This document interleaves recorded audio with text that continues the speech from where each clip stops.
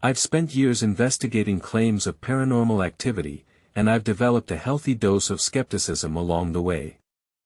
So when I received an invitation to explore the abandoned hospital on the outskirts of town, I was more than a little hesitant.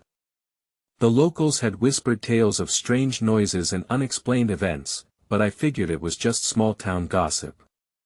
As I stepped out of my car and onto the crumbling parking lot, a shiver ran down my spine.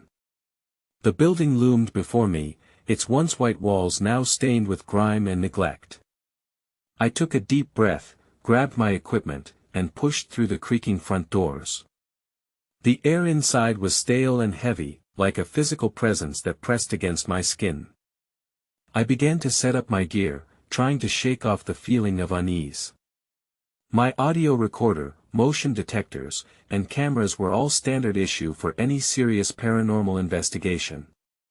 But as I worked, I couldn't help but notice the strange symbols etched into the walls, crude drawings that seemed to pulse with a malevolent energy. At first, I thought it was just my imagination playing tricks on me. But then I started to capture some unusual readings on my equipment. Flickering lights in the darkness, faint whispers on the audio recording. It was as if something was trying to communicate with me, but what?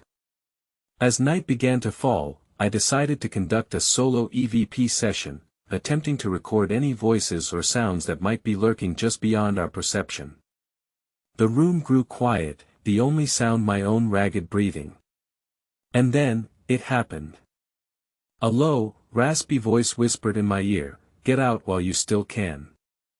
The word sent a chill down my spine, and I froze, unsure of what to do next.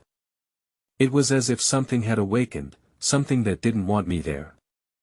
I packed up my gear and beat a hasty retreat, the darkness outside feeling like a welcome respite from the horrors within.